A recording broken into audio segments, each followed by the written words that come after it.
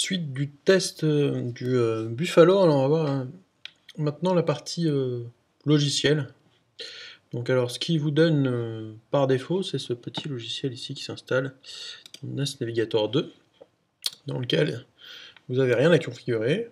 Si votre NAS est bien sur votre bon réseau, vous cliquez sur Analyser, il analyse et il va trouver tout seul votre lecteur NAS, qui est ici. Ensuite, deux choses à faire. La première, vous pouvez ouvrir le dossier et va vous proposer naturellement de monter vos disques que vous avez paramétrés. Alors moi j'en ai paramétré 3 ici, et on peut le voir, ils sont exactement ici, et donc j'ai monté mes disques avec un accès direct dessus, j'ai fait un répertoire iTunes, vidéo, etc. Avec mon rangement photo et mes rangements vidéo. Voilà, donc ce qui est pratique, à savoir que donc, ce sont des répertoires indexés. Donc si je prends mon répertoire perso et que je le colle dans iTunes, il ne va pas faire un coupé-coller, il va simplement changer l'adressage qui va permettre de déplacer de gros fichiers sans avoir à perdre du temps. Voilà, donc en gros ça marche très simplement. Si je voulais rajouter par exemple, j'ai un petit fichier de 10 mégas là, hop, je le rajoute, vous voyez, donc là je suis en Wi-Fi, donc il va mettre, je sais pas, une dizaine de secondes pour copier mes 25 mégas. Et voilà, mon fichier est à l'intérieur. Je vais vous faire voir si je le mets dans mon répertoire perso. C'est immédiat, ça prend pas de temps. Donc ce qui est quand même super pratique. Hop, si je veux le supprimer, je le supprime, et ça le supprime aussi. Ok, donc ça c'était la partie utilisation. Maintenant on va voir la partie configuration. Donc vous tapez l'IP de votre machine et vous allez tomber sur l'administration en live du Buffalo. Donc ici vous tapez votre mot de passe tapé.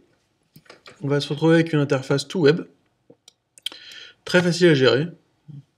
Donc en gros, vous avez une partie ici qui vous dit sur quelle adresse IP vous êtes, etc. etc., etc. Un menu, un sous-menu à chaque fois. Donc, dans le dossier partagé, vous avez la configuration des dossiers. Vous pouvez ajouter ou supprimer les dossiers. Si on va chez moi, par exemple, ici, on voit que j'ai nommé un fichier Jérôme P et que j'ai donné lecture-écriture au dossier partagé. Je peux aussi le mettre en lecture pour tout le monde. J'ai activé ou pas la Corebase, ce qu'on avait dit. Prise en charge du dossier partagé, on peut choisir sur Apple, sous Mac ou FTP. Et on peut aussi donc ajouter soit des groupes d'utilisateurs. On verra juste après comment créer un utilisateur, créer des groupes. Donc soit je peux choisir de donner l'accès à un groupe entier, soit utilisateur par utilisateur. Bon, j'ai fait utilisateur par utilisateur, et voyez, je me suis adressé à moi la lecture et l'écriture, et à ma compagne la lecture seule. Donc ça, très facile. Copie directe. Copie directe, en fait, ça permet de gérer ce que vous branchez en USB, parce que le Buffalo a une prise USB en façade, et donc avec une fonction de copie directe, c'est-à-dire que si vous branchez en USB, vous cliquez sur un bouton, l'intégralité du disque va se copier dans un emplacement, et l'intégralité du disque copiera ici. Là, j'ai choisi dans Jérôme P. À mon avis, je ne vais pas m'en servir, mais c'est pratique quand on a des clés USB à copier, etc. Vous mettez, clac, vous appuyez, c'est fait, c'est copié. Ensuite, utilisateurs, donc, comme je vous le disais, utilisateurs locaux, groupes locaux. Par exemple, ma boîte télé, je peux lui modifier son utilisateur, donc je lui donne son nom, avec lequel il se connectera. Ici, un identifiant, une description, un mot de passe, et un groupe principal. Bon, moi j'en ai qu'un, donc il n'y a qu'un groupe. C'est tout simple, on enregistre, c'est immédiat, et dès qu'on change un seul paramètre, c'est instantané, il n'y a pas à attendre. Donc ça c'est plutôt pratique. Ici vous avez les groupes d'administration, donc j'ai fait admin, administrateur, invité, et puis un HD user. Voilà, bon, pour l'instant je gère pas trop avec les groupes d'utilisateurs, peut-être plus tard, Bon, ça m'étonnerait que j'ai dit 10 millions d'utilisateurs, donc oui, je me contenterai des utilisateurs locaux. Ok, sur la partie réseau.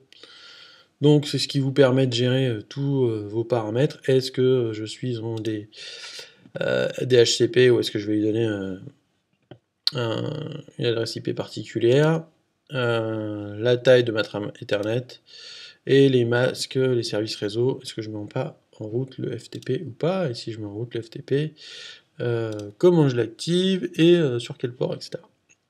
Sachant que les utilisateurs qui auront le droit au FTP sont tout simplement les utilisateurs que j'ai définis au départ. Ok, le groupe de travail sur lequel travaille le réseau. Donc là, je peux définir une adresse IP pour serveur Wins, ou le groupe de travail. Bon, je vais tout laisser par défaut. De toute façon, j'ai l'attaque en IP direct sur le Mac et sur Windows aussi. Donc bon, pas très intéressant, la partie groupe de travail. La partie système, c'est ce qui va vous permettre de régler le nom de la boîte, comment elle s'appelle, la date heure, bon, elle va se mettre à jour automatiquement, et puis la langue que va vous parler l'interface de tout ça. Voilà, très simplement. Stockage, vous permettre ou pas de connecter, par exemple de reformater votre disque dur principal, ou de connecter un USB, de le formater, de vérifier si le disque est correct, parce que vous pouvez, vous allez le voir, donc brancher un disque dur USB, le formater, ensuite vous allez pouvoir, vous en servir comme stockage en supplément de ce petit disque-là, donc ça c'est la première solution, et la deuxième solution c'est d'utiliser ce disque dur en sauvegarde.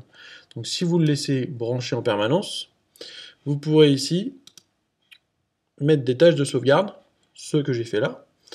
Donc quand je vais brancher mon disque dur USB derrière le NAS, eh bien je vais pouvoir lui demander, alors là je ne l'ai pas planifié, mais si je voulais je pourrais le planifier toutes les semaines ou tous les mois, et toutes les semaines ou tous les mois il va me sauvegarder l'intégralité de mon répertoire photo-vidéo sur mon disque. Et tout ça il va mettre un journal, etc., etc., etc. Donc très rapide pour sauvegarder, et donc du coup pas mal, plutôt rassurant.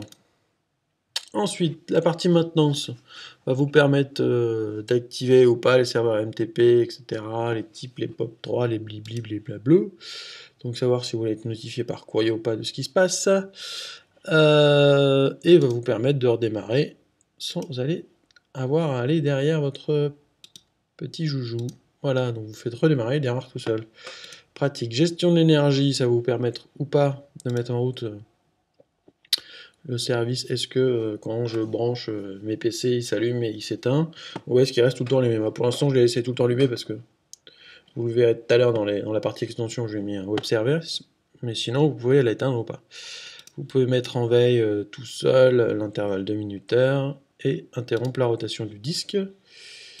Hop, elle est pour l'instant désactivée. Ok, vous pouvez en cas de secours rétablir la configuration d'origine et formater l'unité Lin6. Dernière des choses, et pas la moindre, donc la partie extension. Donc, vous avez la possibilité de faire du web service. Donc, vous définissez un utilisateur, un mot de passe, et vous définissez donc quel dossier vous avez le droit ou pas au web access. Alors, on essaiera peut-être de faire un tour sur le web access pour vous faire voir à quoi ça ressemble juste après. Donc, un web access, en gros, ça vous sert juste à aller sur vos fichiers depuis n'importe où dans le monde. En HTTPS sécurisé, etc., avec un mot de passe, tout ce qui va bien. Serveur multimédia, donc là c'est typiquement tout ce qui est DLNA et serveur iTunes, donc ça va marcher tout seul. Vous avez juste à activer, dire quel répertoire ça va attaquer, et ça fait tout le reste. Voilà, c'était Jérôme P pour jérôme.net.